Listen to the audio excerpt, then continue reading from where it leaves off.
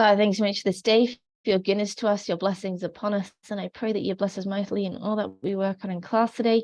In Jesus' name, amen. All right. How has everyone's week been?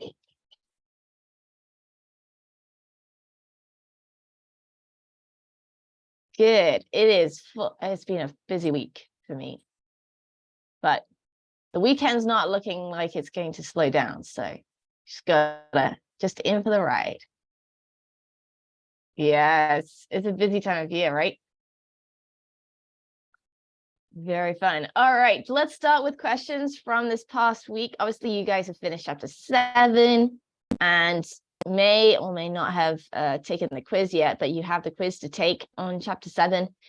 Any questions from the exercises? I think if I look at my quiz, I see that not everyone has done the quiz yet.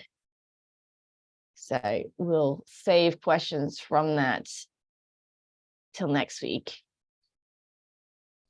Yes, Colin. I was wondering about 7.39. I wasn't quite sure. It was a Greek to into English English into Greek. Yep. So I think it was let's see, number 5. So this was for like the extra credit stuff.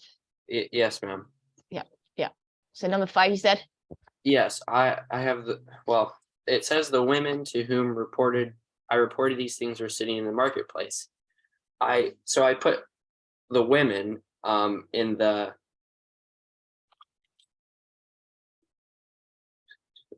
I put women in the dative plural because I thought like I reported these things to the women who were sitting in the marketplace.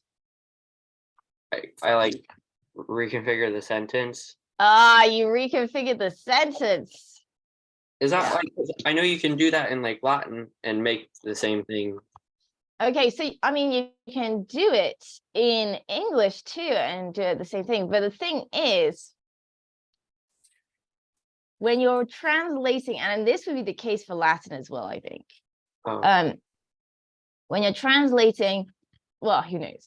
It depends on your teacher. But at least if I was teaching Latin, I would think that if you were translating a specific sentence from English into whatever language, you would want to keep the structure.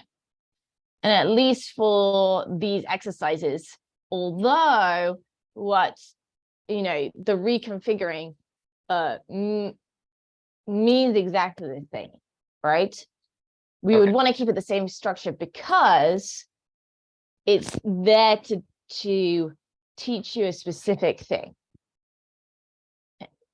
i.e. the difficulty of knowing what case to whom would be in and what case women would be in.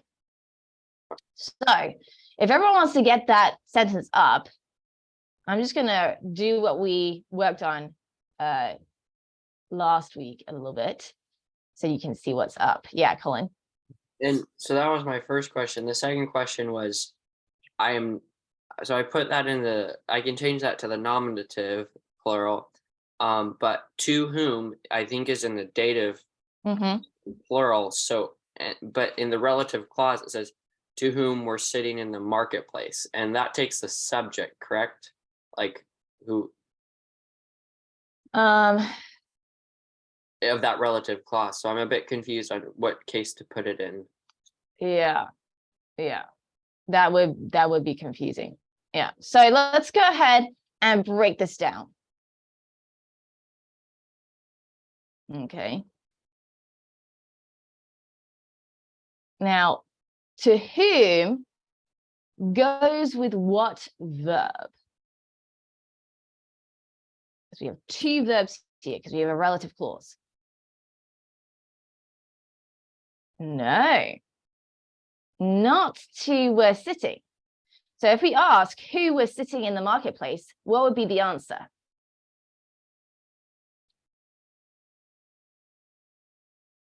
The women. So the women are the subject. And this is the reason why these things are tricky. So what I would do is I break this down and say, okay, who were sitting in the marketplace? And it just helps to kind of imagine for a second that you're playing pairs or, something like that, and you're connecting the pairs. So who was sitting in the marketplace? You're looking for the subject. The women are the subject. So the women were sitting in the marketplace. Okay. And as soon as we have that sentence, it's like, oh, I know what case everything's going to be in, for every single word. That's a simple sentence, right? And that's really key to note with these relative clauses here, is that the main sentence will be the main sentence no matter what, right? You don't technically need the relative clause in there. I mean, sometimes it's essential information, but in terms of the grammar of the main sentence, which here is the women were sitting in the marketplace, right? That's not going to change whether or not you have the women to whom I reported these things were sitting in the marketplace. Yeah, Colin. So is to whom the indirect object? Let's go ahead and look. So then we have to whom I reported these things. Okay.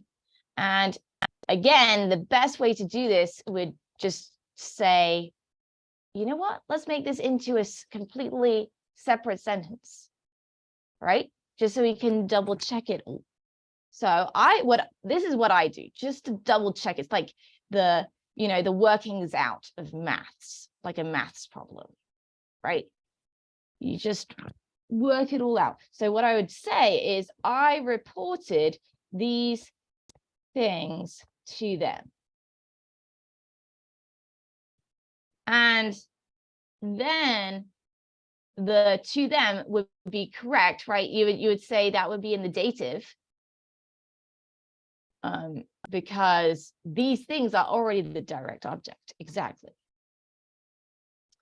And then you go ahead and you put, instead of to them, because of course you can't have two complete sentences squished together, you need to turn it back to whom. But you already know what case to whom is going to be, because to whom equals to them, right? It's going to be the same case. Yeah, Colin. Actually, I don't have any more questions. Thank you. That's wonderful. Yeah.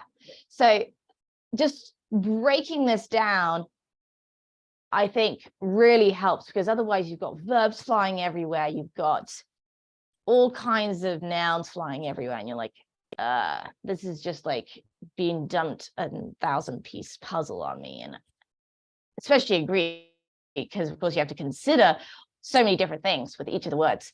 But once you just break that down, it's like, oh, okay. And then the other thing that this just clarifies is that the to whom, right? The case of to whom is determined by the relative clause, not by the main sentence. And that's what really gets people confused. All right. Now, that makes sense to Colin. Does that make sense to the rest of you? I'm going to bring you along here with Colin's question. Yeah. All right. Okie dokie. Good. Any other questions from the rest of you guys? From Colin. Always up for having more questions from Colin. Okay. What we're going to do then is we're going to move on to chapter 8, and we're going to start this chapter together. So exercise 8.1 is part of your homework for Tuesday, but I think we might get through it in class today. Okay, so my goal is maybe to do that and exercise 8.2, because Chapter 8 begins with middle voices and deponents. Yep, deponent verbs. And this honestly is, I think, probably the thing that is the most confusing. Maybe it depends on your brain, but it certainly can be. So I wanted to explain what's going on here. Obviously, those of you who have done Latin have a little bit of a taster of what's to come. You know what's up, but I do want to go through this. So first off, we want to review, okay, the voices that we've met so far. So we've got the active voice, okay, and with the active voice, what is the difference between the active voice and the passive voice?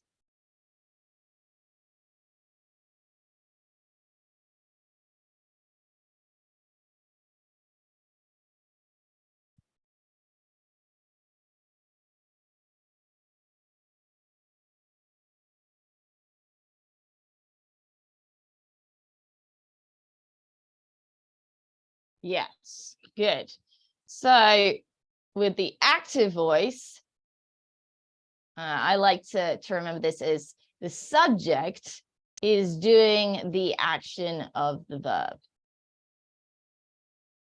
Okay, it's doing the action of the verb. Whereas with the passive voice, just like Colin said, right, the essentially what would have been the direct object is the subject, right? So that means that the subject is not the true subject. It's not doing the action of the verb.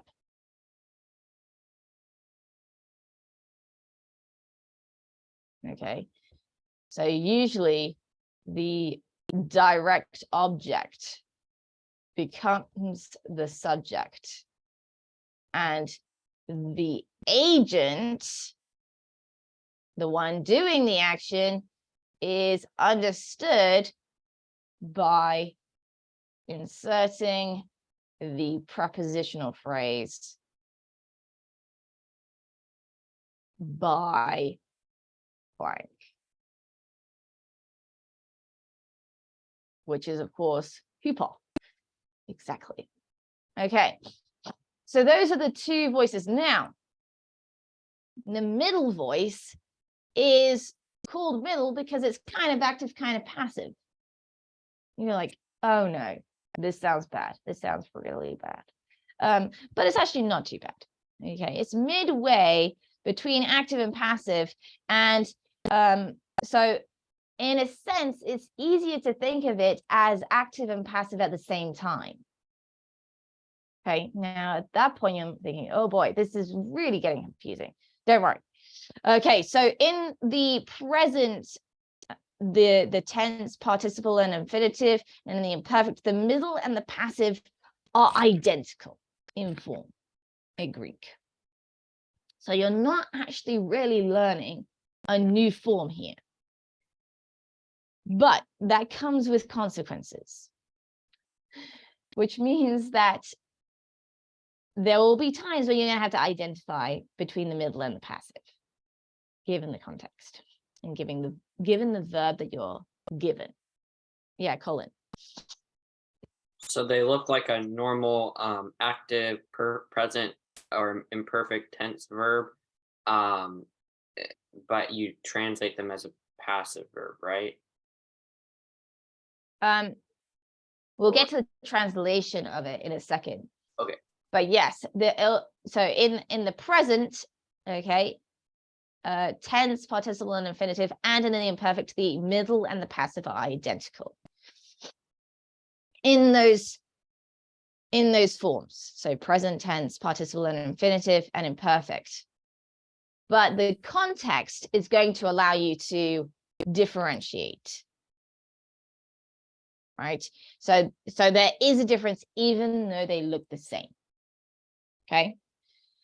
So there are two uses of the middle, okay, where the verb, that would normally be active intransitive, i.e. have a direct object, is used intransitively, i.e. no direct object, and then reflexively, object the same as the subject.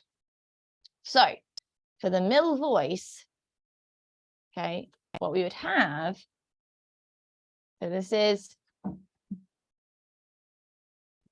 okay, in between kind of both passive and active at the same time. Okay, but if we're to look at an example, okay, if you say I stopped the traffic, that stopped there, the verb is transitive.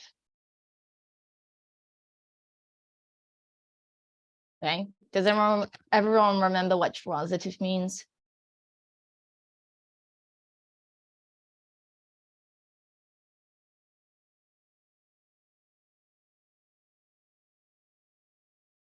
Yes, it has a direct object. What's the direct object in this example?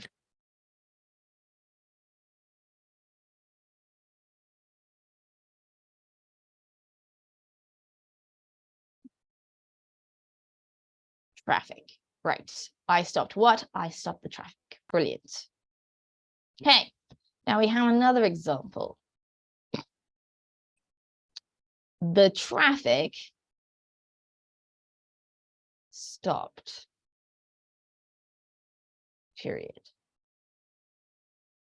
This here, the verb here is intransitive, which of course, given the fact that we already know that the transitive means it has a direct object, this means it does not have a direct object. Okay. So this is what we've got so far. Okay, I stopped the traffic, the verb is transitive, it has a direct object, versus the traffic stopped where the verb is intransitive. Okay.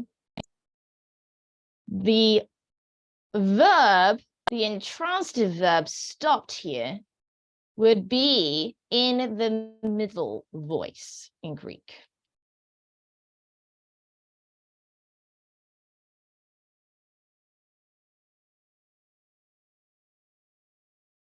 Okay, because that's going to signify that it is intransitive, right? There is no direct object. Okay.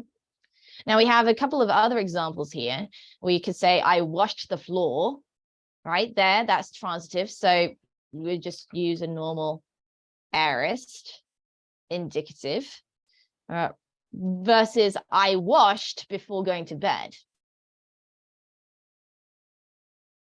Okay, so I washed before going to bed. Okay, here, do we have any direct object? No. The verb is intransitive. But it's intransitive not because it doesn't really have a direct object. It's intransitive because it is reflexive. Okay, so to be more specific here, rather than saying the verb is intransitive, we would say the verb is reflexive, because who is being washed?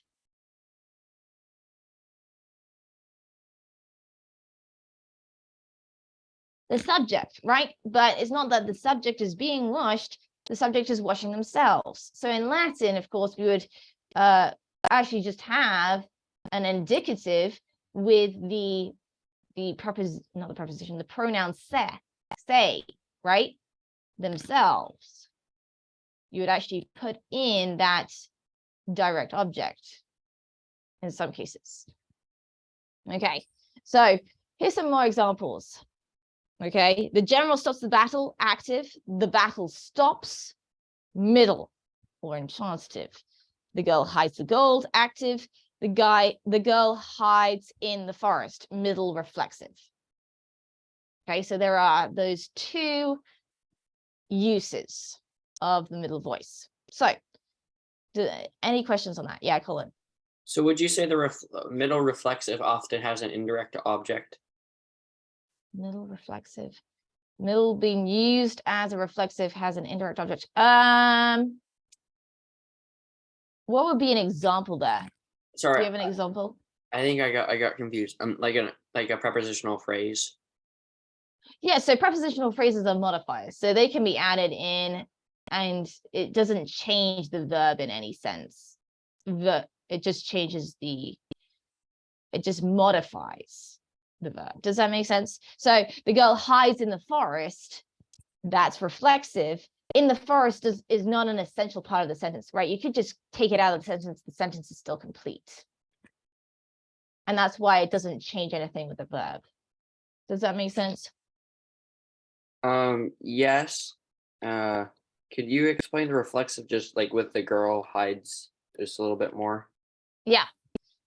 So reflexive, the girl hides. This is assuming that she's hiding herself.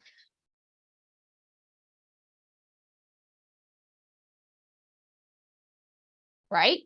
Because she's not hiding anything else. She's just hiding. It's the same with, stopping, with washing. There are certain verbs that you can do to yourself, and that's just kind of assuming. It's not assuming, that's just assumed that if you don't have a direct object, i.e. that is intransitive, that it is reflexive. Yeah. Now, of course, the traffic stopped is not really, well, it's kind of reflexive, but not all intransitives are reflexive. Does that make sense? So they're both intransitive because they both don't have a direct object, but not all intransitives, not all reflexive. Well, yeah, not all intransitives are reflexive. But those are the two meanings of the middle voice. Okay, so the middle voice in the reflexive sense then really gives the sense of both passive and active, right, being conveyed by the fact that the same person is doing the action and having it done to them. You're like, oh my goodness. Okay, we'll just go ahead and believe you, Mrs. Roberts. Trust your word for it. Okay. All righty.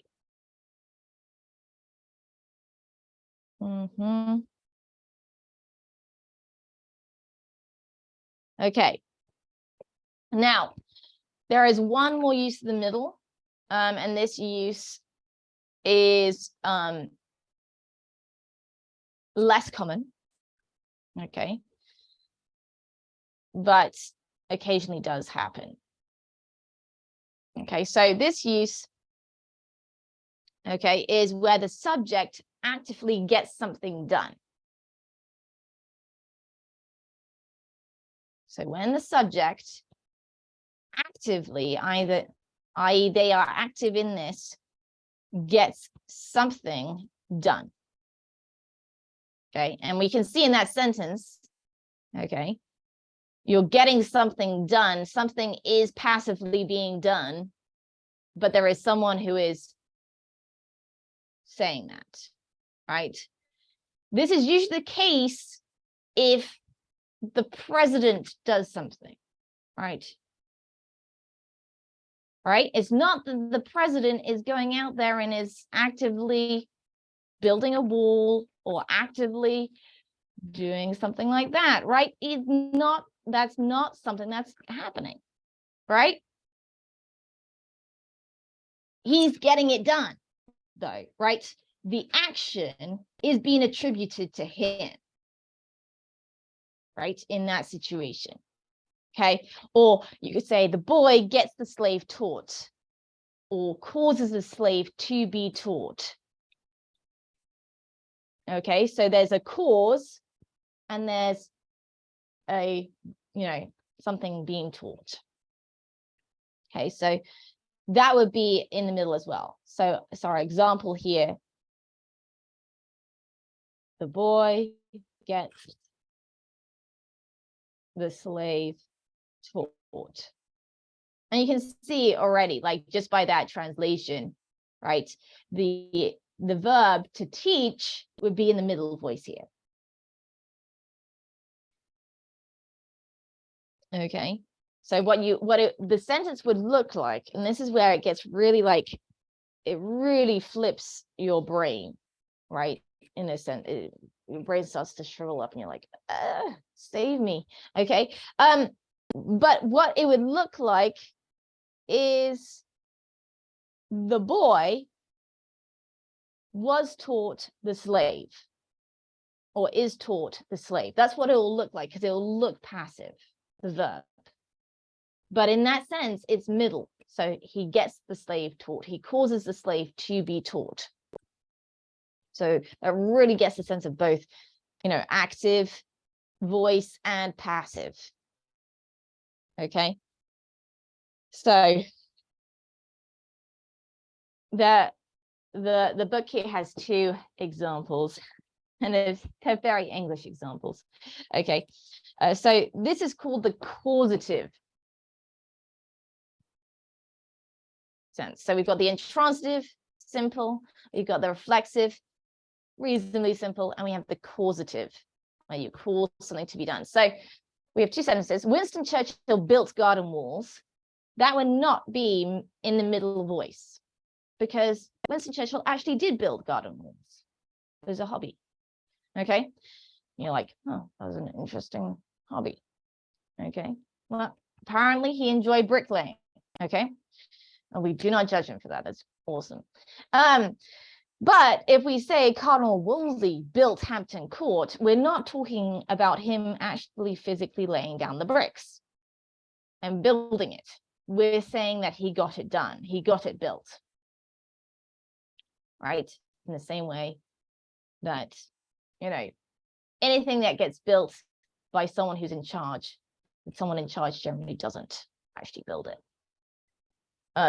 It's the same, not just with like presidents, right? If I'm gonna go ahead and do a renovation and build an addition to my house, usually I'm not, well, if I'm the one saying that, right, you probably won't imagine me out there actually building the building.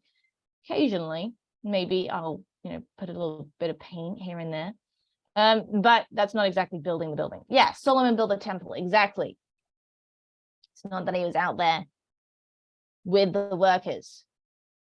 It's that he funded it. He made it happen. Okay. So, phew, middle voice. Are you guys all alive? Are you all breathing? Good. You all look still alive. That's good. I'm so glad. That's a relief. Okay. So now let's go to exercise 8.1. And this is where it gets really fun, because not only are we doing this all together, which is just the funnest thing ever, but also you are working on your homework as we speak. So telos means the end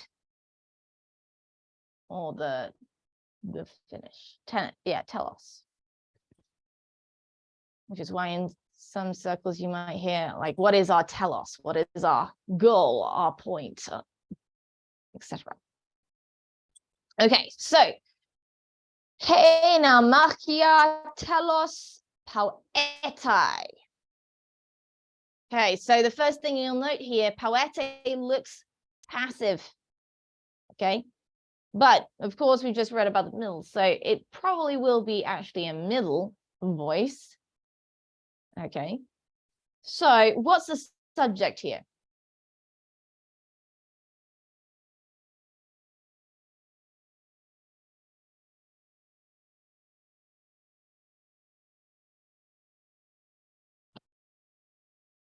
Yes, the sea battle, exactly. The sea battle. And what did the sea battle do? Anything? It stopped.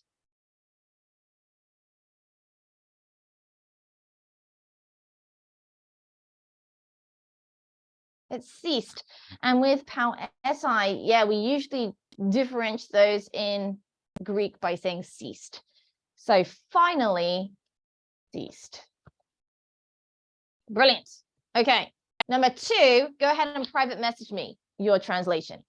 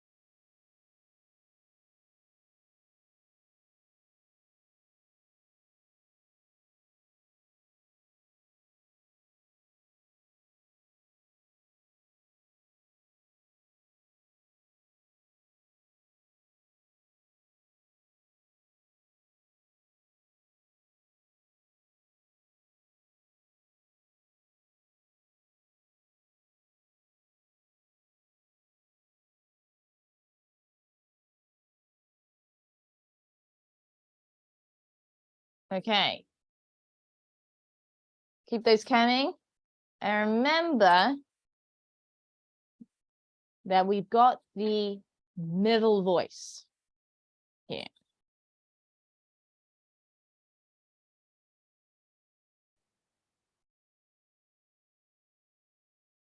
Okay. So you guys are getting the old men as a subject. Are the old men the ones teaching the young men?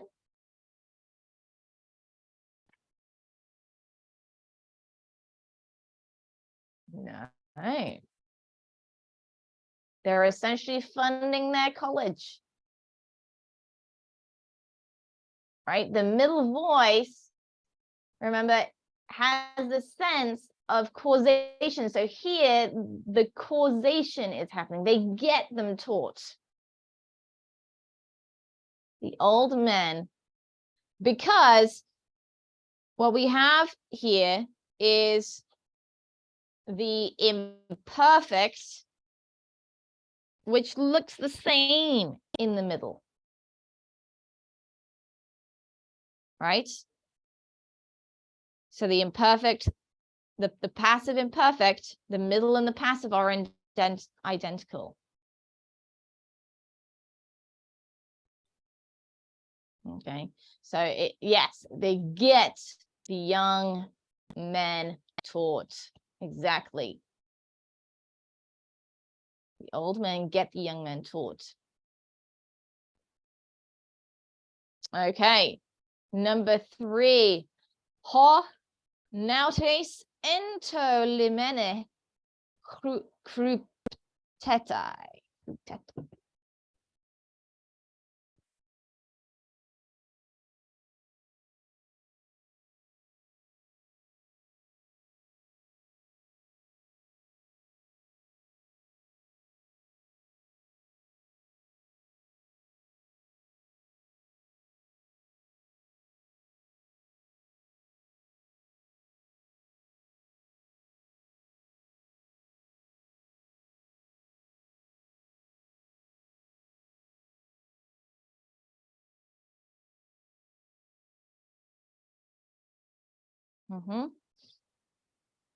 Okay, now there are 2 ways of translating this. This is reflexive, yes. So you got that right. So the sailor, the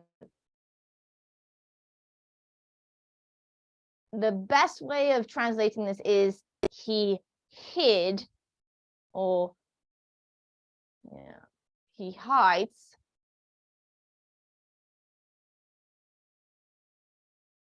in the harbor. Okay. Right? So he hides in the harbor.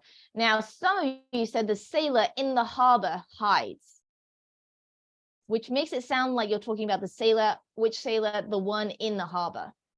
Okay, and if that was the case, the Greek way of doing that would more likely be to put another definite article after the sailor.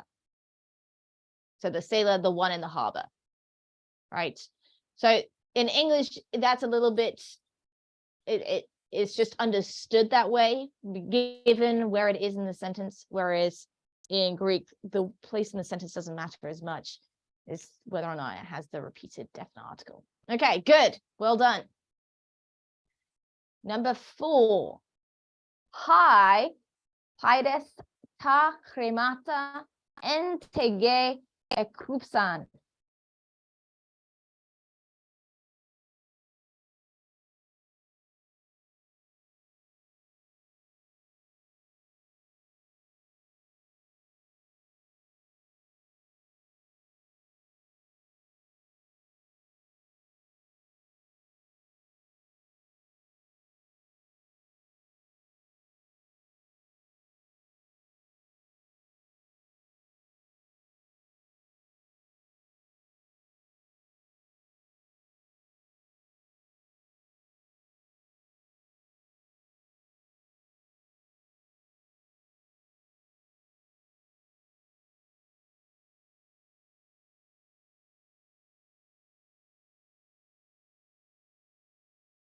Okay, looking good.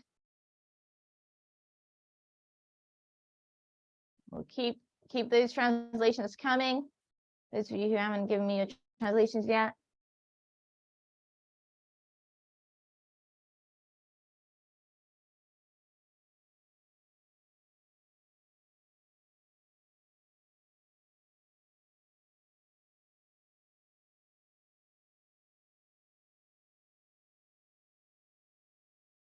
Okay. Is this middle?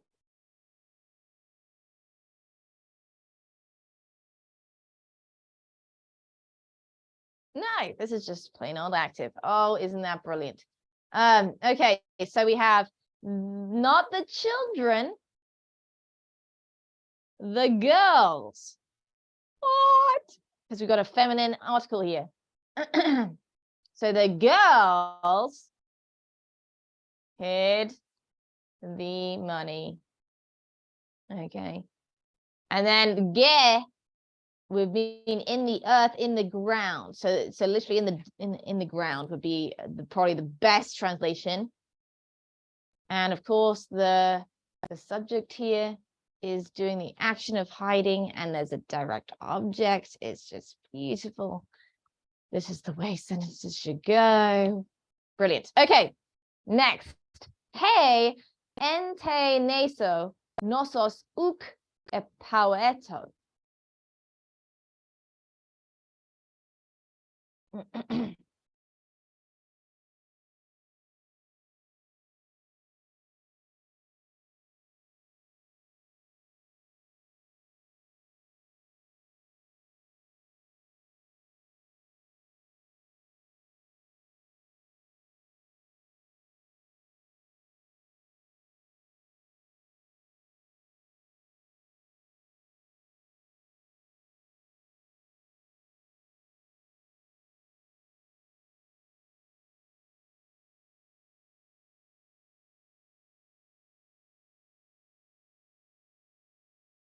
Very careful with this one.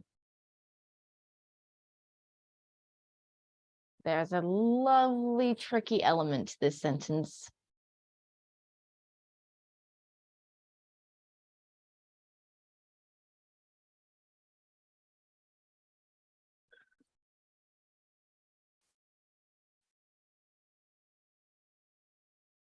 Indeed, what is nosos?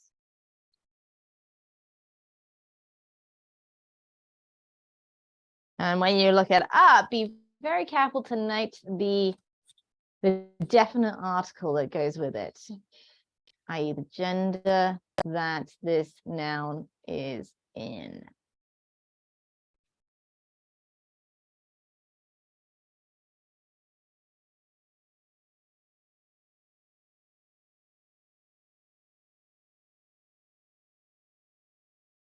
Okay, almost, Nelly. But you've changed the cases of a good number of those words. So note the subject. Note what's the subject, and definitely go by the definite articles, right? And always start by kind of matching up the subject with that verb.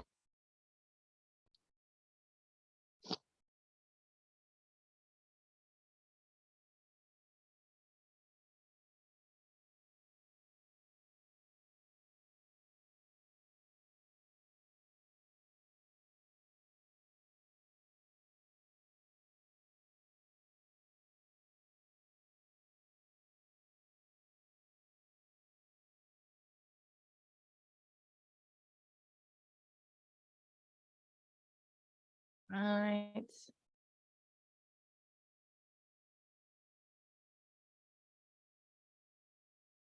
Almost. Just waiting to see from the rest of you guys.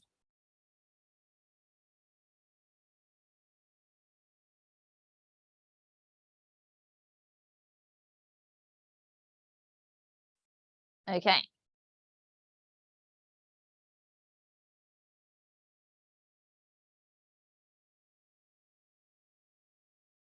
So what we have here then is the subject is he nosos. Now, at that point, you might be thinking, wait, nosos looks masculine. And you're like, yes, right. It looks masculine, but it's feminine. Oh, glorious. So once you've figured out that little glitch in the matrix over here, we have he nosos as our subject. The disease on the island did not cease, did not, was not ceasing, was not stopping. So it's not that the woman was not stopping. Here, we actually do have a noun that goes with he. So the disease on the island was not ceasing. Ta-da! Wow, and you guys have just gone through a whole exercise with the middle voice. Well done. You can give yourselves pats on the back. You have survived, you're still breathing. Colin, yeah. So, why is it broken up like that? The he, not nosos, by the prepositional phrase in the island. That's a great question. It's because of exactly what we were just talking about with the sailor in the harbor, right? So actually what they do, because in the island or on the island here is acting adjectively, i.e. is acting as an adjective describing the noun, right? It's actually telling us which noun, which disease we're talking about. Because of that, it's going to be sandwiched just like a normal adjective, right? If you said the horrible disease, horrible in Greek would be sandwiched, right? Between the definite article and the noun, right? So this is just saying, okay, guys, on the island is describing disease.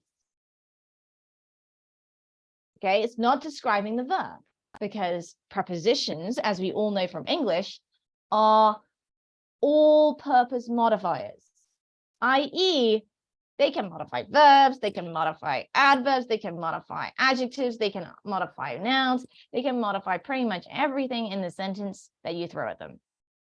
And Greek says, you know what, given how confusing prepositional phrases are, let's just go ahead and sandwich this because that's what we would do if it was an adjective. Okay.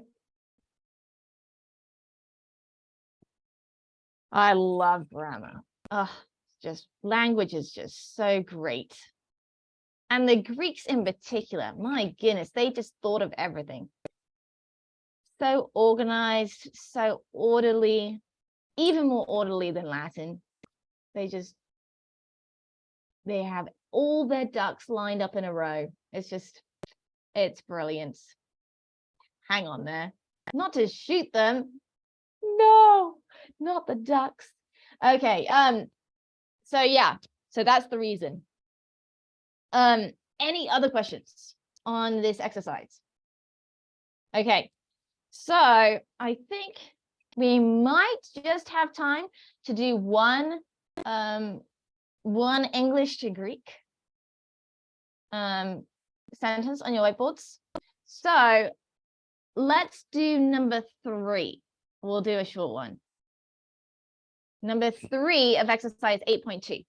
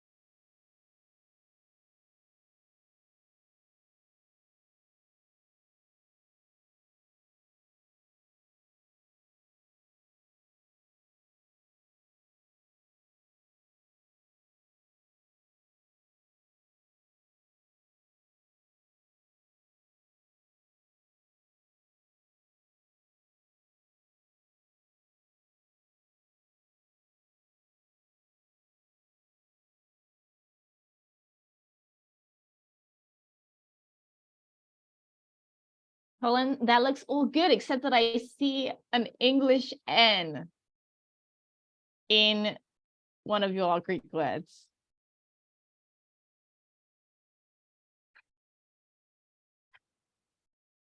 Brilliant.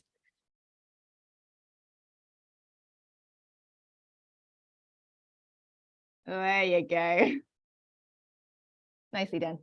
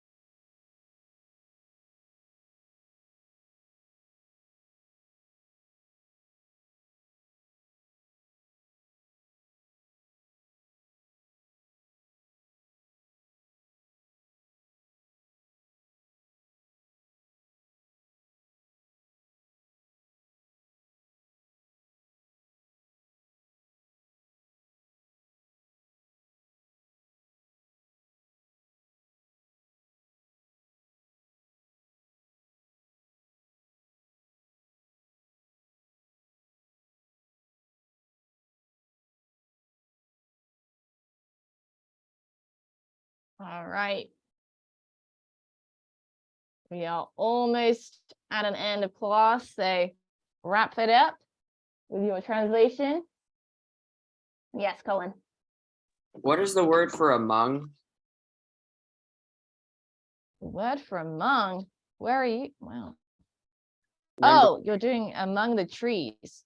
Yes, the word for among would just be translated as N plus the dative.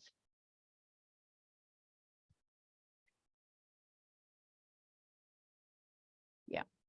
Thank you. Mm-hmm. All right, let's see what you guys got. Don't worry if you didn't finish the sentence. I know I gave you a very short amount of time to work on that sentence, but let's see just what you guys got so far. Yep, so far looking great. Yes, brilliant. Mm-hmm. Yep, great, Camilla, spot on. And then of course, all you need to do is have that verb, Nelly, and you'll be spot on. Nicely done. One thing though, Nelly, what I would do is maybe put Dane and sandwich it, just like I was talking about the prepositional phrase, put that in between. Okay, good.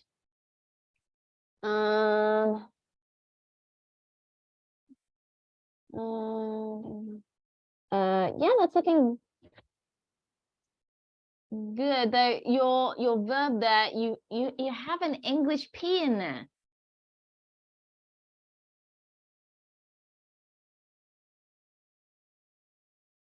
I love it. Okay. So here is your homework for the well, I'll email it to you for, I guess this is week 20. I lose track of the weeks. I'm going to call it week 20. So if that doesn't help you, I'm sorry if that's confusing. But I'll go ahead and email that out. And the next thing, of course, that you'll note is that we didn't really discuss deponent verbs, but those of you who've done Latin are familiar with those. Yes, you can do exercise 8.2 for extra credit. I'm going to give you exercise 8.3 to do for Tuesday. So you'll have some good practice on those ones. All right, let me pray. Father, thank you so much for this day, for your goodness to us, your blessings upon us, and I pray that you bless us mightily as we head into the rest of our day. In Jesus' name, amen.